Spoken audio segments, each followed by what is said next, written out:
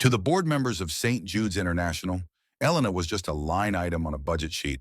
She was a woman in a faded denim jacket, clutching a plastic cup of lukewarm cafeteria coffee, sitting in a waiting room that felt more like a tomb. When Dr. Sterling, the chief of surgery, looked at her, he didn't see a grieving mother. He saw a liability. He saw someone whose insurance didn't have enough zeros to justify his time. He stood over her in the VIP lounge, not even offering a seat, and told her that her 7-year-old son's heart transplant had been reallocated. In the world of high-stakes medicine, that's the polite way of saying her son wasn't worth the investment.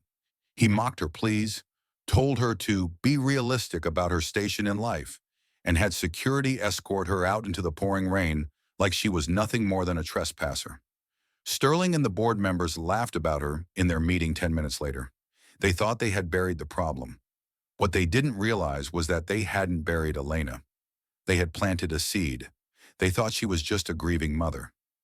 By tomorrow morning, they would realize she was the woman who had just signed the check to buy their debt, their building, and their very careers.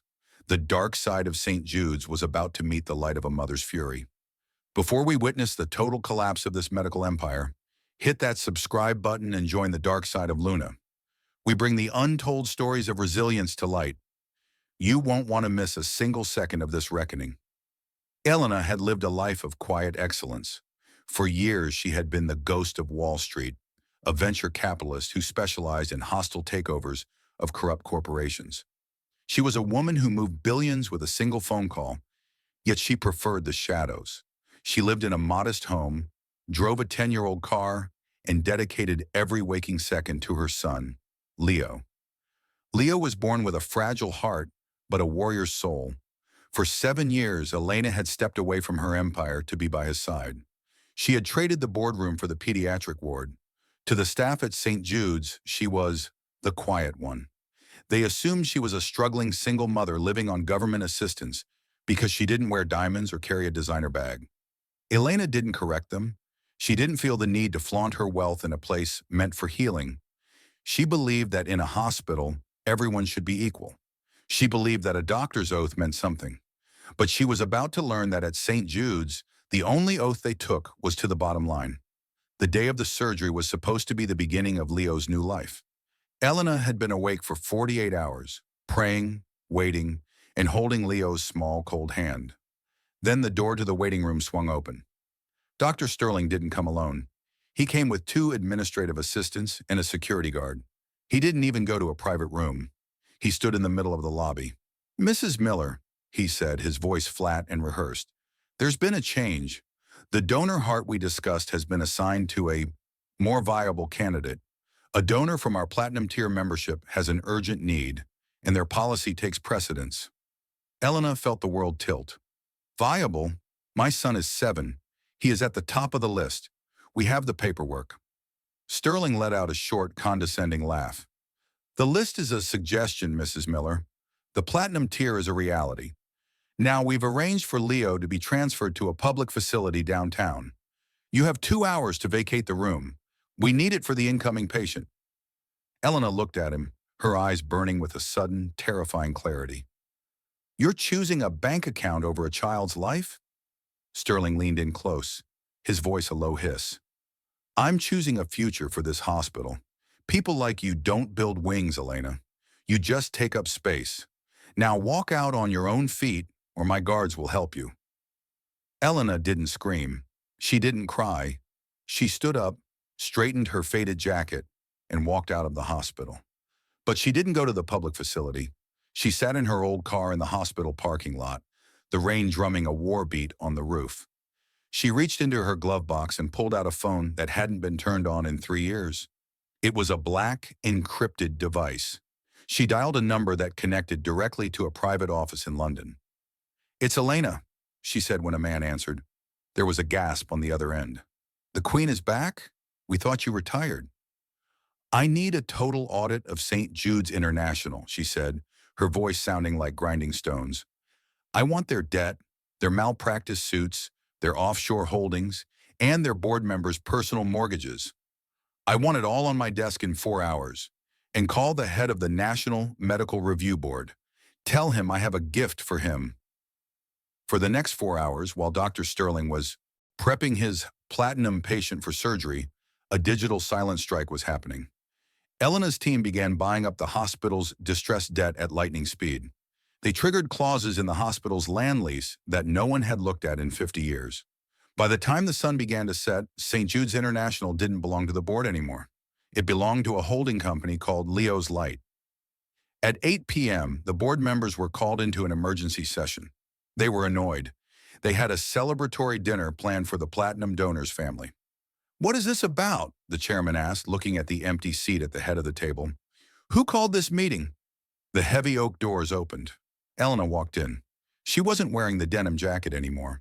She was wearing a tailored black suit that cost more than most people's homes. Her hair was pulled back, her eyes cold and predatory. Behind her were 6 lawyers and a federal investigator. Dr. Sterling, who was also a board member, scoffed. "You? How did security let you back in here? Someone call the police." Elena didn't sit down. She tossed a thick stack of documents onto the center of the table. "The police are already here, doctor," she said, gesturing to the men at the door. "But they aren't here for me. They're here to oversee the immediate seizure of this facility. As of 10 minutes ago, I am the majority shareholder of the St. Jude's parent group, and the first item on the agenda is your termination." The room went silent. The chairman reached for the papers, his hands shaking. This is impossible. This would cost hundreds of millions." "It cost exactly what your arrogance was worth," Elena replied. "And now, Dr. Sterling, I suggest you get your hands off my surgical equipment, because my son is going into that theater in 10 minutes. And you're going to the precinct." The boardroom at St. Jude's transformed from a temple of arrogance into a theater of panic.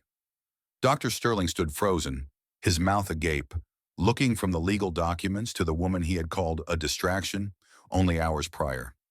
Elena didn't give them a second to breathe. She signaled her lead counsel, a man known in the legal world as the Shark, to begin the formal reading of the takeover. One by one, the board members realized their private shares, the wealth they had built on the backs of denied claims, were being frozen by federal order. While the lawyers fought in the boardroom, Elena didn't stay to watch them squirm. She had a more important mission. She marched down to the pediatric wing, flanked by the hospital's new head of security. She found the nurses preparing to move Leo to the public facility. With a single look, she stopped them. "My son stays here," she commanded, "and I want the best surgical team in the country flown in by midnight. Use the private helipad." Back in the boardroom, Dr. Sterling tried to fight back. He argued that he was the only one capable of performing the transplant. He tried to use his genius as a shield. He laughed, telling Elena that she could own the building, but she couldn't buy his hands. He truly believed he was untouchable because of his skill. He didn't realize that Elena had already been scouting his replacement for months. The investigation into the platinum patient began immediately.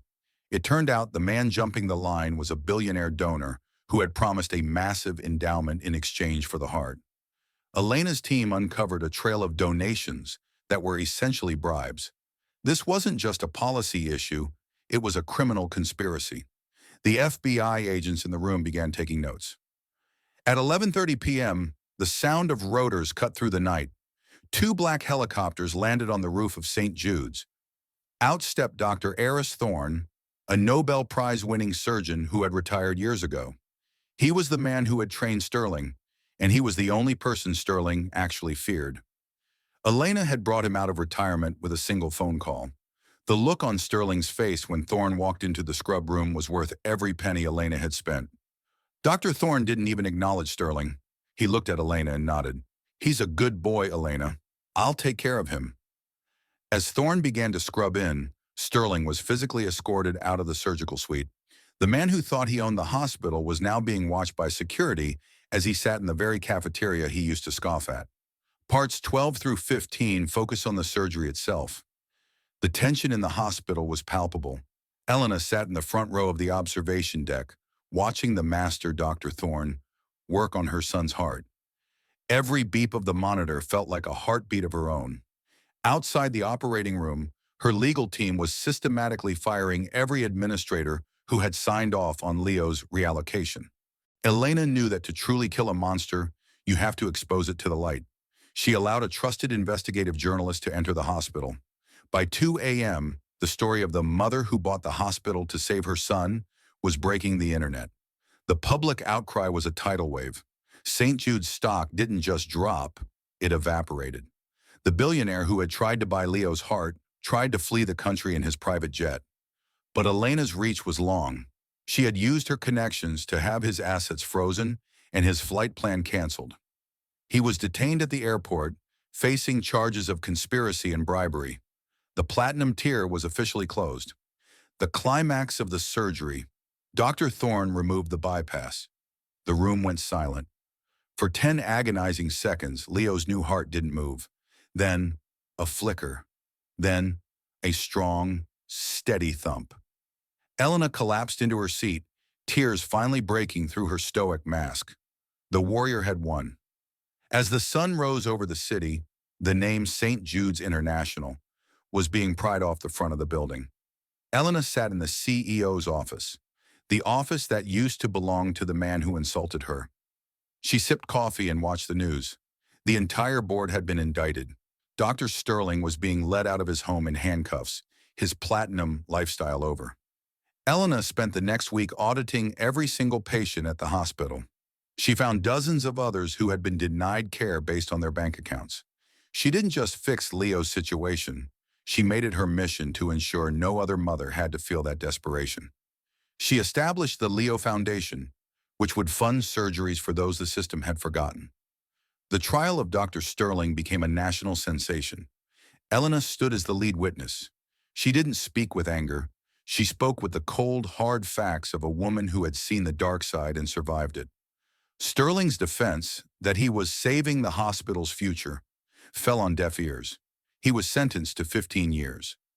Under Elena's leadership, the hospital became a non-profit. The VIP lounges were turned into family sleeping quarters. The platinum tier was replaced with a universal care model. Critics said it would fail. Elena proved them wrong by making it the most efficient hospital in the country. 6 months later, Leo is in the hospital garden, taking his first steps with his new heart. He looks healthy. His cheeks are rosy. He has no idea his mother bought a medical empire to keep him alive. He just knows his mom is his hero. Inspired by Elena, nurses and doctors from across the country started coming forward with stories of corruption in their own hospitals.